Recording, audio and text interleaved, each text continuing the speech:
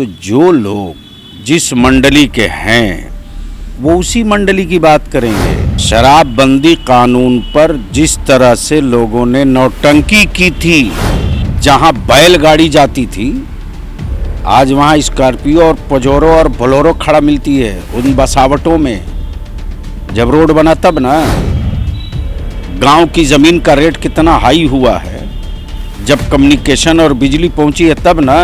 बिहार में कई सालों से शराबबंदी है और कल नशा मुक्ति दिवस के अवसर पर नीतीश कुमार ने तमाम लोगों को शपथ दिलाई कि ना शराब पिएंगे ना किसी को पीने देंगे। अगर बिहार में कोई भी शराब माफिया एक्टिव होते हैं तो उन पे कड़ी कार्रवाई की जाएगी। लगातार इस कार्यक्रम को लेकर विपक्ष हमलावर है और इसे नौटंकी करार दे रहा है। इन तमाम मुद्दों पे बातचीत करने के लिए हमारे साथ जदयू के विधान पार्षद गुलाम रसूल बलियावी साहब हैं। उनसे बात करेंगे और समझने की कोशिश करेंगे कि विपक्ष इसे नौटंकी जो करार दे रहा है क्या कहेंगे। सर, इतना बड़ा आयोजन होता है, लोग कस्में खाते हैं, शपथ लेते हैं, विपक्ष इसे नौटंकी होता है। अब जो लोग जिस मंडली के डायरेक्टर हैं वो उसी मंडली की बात करेंगे ना। उस मंडली से बाहर लोग निकले तब ना। ये नहीं दिखाई देता है कि रोज़ पकड़ाता है, रोज़ जेल जाता है, रोज़ सीज होता है, रोज़ कानूनी कार्रवाई होती है। तो जो लोग जिस मंडली के हैं वो उसी मंडली की बात करेंगे। शराबबंदी कानून पर जिस तरह से लोगों ने नौटंकी की थी और नौटंकी में खूब एक्टिंग करके कहा था राजस्व घट जाएगा, पैसा कहाँ से आएगा, बिल्डिंग कहाँ से बनेगी, स्कूल कहाँ से बनेगा, अस्पताल कहाँ से बनेगा, ये सब नौटंकी किए थे लोग ना। लेकिन वर्ल्ड का दूसरा सबसे बड़ा अस्पताल कहाँ बन रहा? बिहार में पीएमसीएच में। बिल्डिंग देखे हैं लोग? देखना चाहिए। इतना पुल, इतना कम्युनिकेशन, इतना सड़क, इतने मेडिकल कॉलेजेस, इतने इंजीनियरिंग कॉलेजेस कहाँ से बन रहा? कैसे बन रहा? देखें हैं कभी लोग? जाहिर सी बात है, मेडिकल से वास्ता नहीं, इंजीनियरिंग से संपर्क नहीं, शिक्षा से कोई दूर दूर तक संबंध नहीं। तो जिस मंडली से संबंध है उसके डायरेक्टर लोग बने हुए हैं। भाई वीरेंद्र बोले हैं नीतीश कुमार जी के आजू बाजू वाले लोग ही पीते हैं सामने। तो बढ़िया मौका तो है।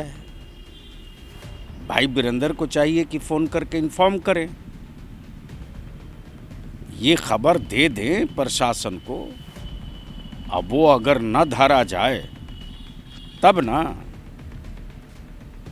एक चीज़ है सर, नीति आयोग की रिपोर्ट आई है जिसमें लालू जी ने ट्वीट करके निशाना साधा कि नीतीश जी को चुल्लू और पानी में डूब मर जाना चाहिए, ये बयान दिए। नीति आयोग ने बैठे बैठाले इससे पहले भी रिपोर्ट दिया था, धरातल पर आकर देखे तब ना। अब रही बात ही कि इसी नीति आयोग ने कहा था ना कि बिहार को विशेष राज्य का दर्जा मिलना चाहिए। तो अब नीति आयोग क्यों नहीं बोल रहा है इस बात पर कि विशेष राज्य का दर्जा दे दो? क्यों नहीं बोल रहा? तो आपके सहयोगी दल हैं, आप ही एक समय में आंदोलन छेड़ रहे थे बिहार को विशेष राज्य। वो आंदोलन भी बिहार के साथ तो सबने वही किया ना। मनमोहन सिंह 10 साल क्या किए? जो हमको साधन सहयोग केंद्र से अभी मिल रहा है, उसी साधन सहयोग के साथ बिहार के साधन का इस्तेमाल करके ये बिहार की छवि बदली गई है। बीजेपी दे क्यों नहीं रही? नीतीश कुमार अकेले एक ऐसे नेता थे, मुख्यमंत्री थे जो आवाज़ उठाए थे, बाकी लोग तो खामोश रहे हैं। बीजेपी वाले तो अब ऐसा है कि हर एक पार्टी का अलग अलग एजेंडा है। जनता दलियों माननीय नीतीश कुमार जी का एक एजेंडा है बिहार को विकसित बनाने का, और जब लक्ष्य है बिहार को विकसित बनाने का तो दिल्ली में बैठ करके लोग बिहार का एनालिसिस न करें। जिनको करना है वो गांव में चलें, जिनको करना है वो टोला और बसावटों में चलें। जहाँ बैलगाड़ी जाती थी आज वहाँ स्कॉर्पियो और पजोरो और बोलेरो खड़ा मिलती है उन बसावटों में। जब रोड बना तब ना। गांव की ज़मीन का रेट कितना हाई हुआ है, जब कम्युनिकेशन और बिजली पहुंची है तब ना। लोग निकाल लें वैल्यूएशन कि इस वक्त ज़मीन का रेट दिल्ली में क्या है, बिहार में क्या है, मुंबई में क्या है, मुजफ्फरपुर में क्या है। तो ग्राउंड की रिपोर्ट उसी वक्त मिलेगी जब आप ग्राउंड पे जाएंगे। एक आखिरी सवाल है सर कि जिस प्रकार से लगातार कई सालों से शराबबंदी है, लेकिन सीमा क्षेत्रों से आखिर शराब कैसे आ जाती है? कई बार शपथ भी दिलाया गया, तमाम विपक्ष ये सवाल उठा रहा है, आखिर 5 साल में अभी तक रोक क्यों नहीं पाए पूर्ण तरीके से? प्रशासन में, शासन में, जनता में आदमी है ना है। अब आप ही के माथा पर लिखा हुआ है कि शपथ लेने के बाद क्या कीजिएगा। आपके माथा पर तो हम नहीं पढ़ सकते हैं क्या लिखल है, हम तो सिर्फ देख सकते हैं माथा। फिर भी जो धरा रहा है वो बच पा रहा क्या? इसका मतलब यह है ना कि कानून जो है वो छोड़ नहीं रहा है। और कानून उस समय तक नहीं छोड़ेगा जब तक कि लोग अपना कुकर्म नहीं छोड़ देते। एक चीज़ और है सर, लगातार जिस प्रकार से कुलपति को लेके जो विवाद चल रहा है, लगातार आरोप लग रहे हैं कि राजभवन के द्वारा जो कुलपति नियुक्त किया जाता है तो वो काफ़ी गंभीर आरोप लगाए जा रहे हैं। किसी भी सेक्टर में बदनवानी का, करप्शन का कोई कंप्लेन आता है तो हमारे नेता माननीय श्री नीतीश कुमार जी देर अंदेर इमीडिएट उसकी जांच कराकर उसका जो जगह है पहुंचवा देते हैं। जैसे ही खबर मिली माननीय मुख्यमंत्री ने जांच का आदेश दिया। अब काम चल रहा है।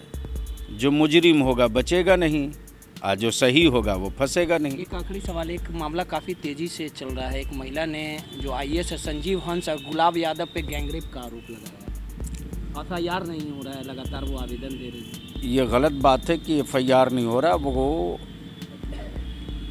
विपक्ष के एक नेता के यहाँ आकर प्रेस कॉन्फ्रेंस की हैं और जब इतने दिनों से उनका ये मामला चल रहा था तो प्रथम दिन भी चाहिए था इस मामले को जनता के डोमेन में ले आ देना। लेकिन किसी के दबाव में किसी का FIR ना हो, ये बिहार में असंभव है। होना है तो होना है और कार्रवाई होनी है तो होनी है। देखिए, ये थे विधान पार्षद गुलाम रसूल बलियावी साहब, जिन्होंने सीधे तौर पर कहा कि बिहार में विकास हुआ है और विपक्ष के लोगों को शायद ये दिखता नहीं है। धरातल पर आके देखें कि नीतीश कुमार ने जो बेहतरीन काम किया है वो तमाम देशों में इसकी गूंज उठ रही है। रोहित, NBC 24 पटना।